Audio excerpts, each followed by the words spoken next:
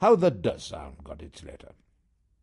Very early one morning, while the Alphabet King was trying to make a shape for the D sound, Lucy and Sam climbed to their favourite place in Alphabet Castle, the lookout tower.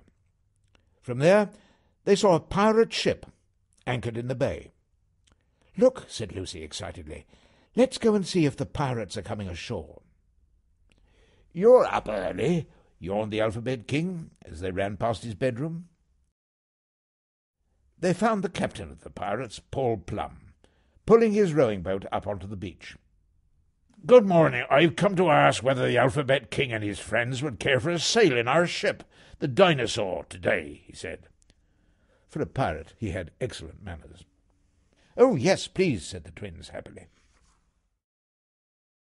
As soon as they were on board, Pirate Paul introduced his crew, Dancing Dan, Jolly Jake, and Fiddly Frank, who played the violin.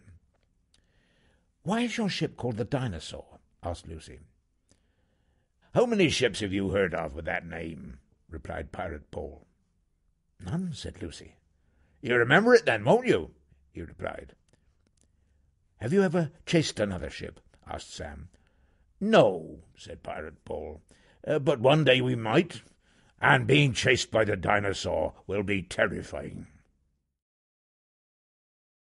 Once they were out on the open sea, the wind picked up, and the ship moved faster. The twins took some of the letters to the front of the ship so that they could feel the full force of the wind.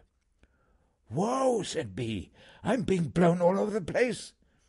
"The wind has blown the bag from your tummy onto your back," Lucy said. "You don't look like Bee any more." Just then Dancing Dan called them for lunch. "Are you all right?" the Alphabet King asked Bee. "I can't keep hold of the bag in this wind. It blows round the back. Actually, it's quite comfortable there. Maybe it would be easier to carry it on my back all the time."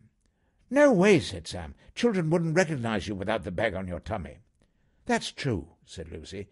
"But maybe we could create a letter that does have a bag on its back." "What a good idea," said the Alphabet King. "It's a great shape. Perhaps we could use it for another letter sound." "Make a letter for me," said Dancing Dan, jigging up and down. "Make a shape for D." "D is for dinosaur, too," laughed Lucy. "The new shape is a stick with the bag blown round to the back," said the Alphabet King. "The name of this letter is D." Luckily, the Alphabet King had brought the book of letters with him, so he wrote D in it and made the magic to create a capital letter. As he pulled and stretched, the book of letters flapped its pages in the wind, and on the page opposite the little D was a really big blue letter, because D is a consonant. "This shape is strong," said the king. "The wind can't blow it backwards. It will be good for starting names and sentences, but I have to stop this now, because I am starting to feel seasick." After lunch, they all lay down on the deck to have a rest. "What's that at the top of the mast?" Sam asked sleepily. "It looks like a pencil." Pirate Paul took out his telescope. "It's a pencil guard," he said. "What's he doing up there?" The twins looked at one another and groaned. Blunt. Then they heard a voice say, "Na, na, na, na, na," from the top of the mast.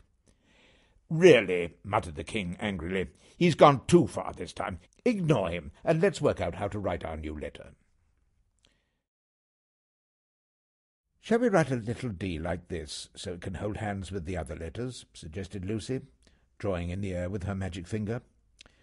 "Start with a lead-in line, take it over the top of the bag, and then back round it again, away from the direction you read in. Then we go straight on, up and down the stick, and jump off the lead out to the next letter.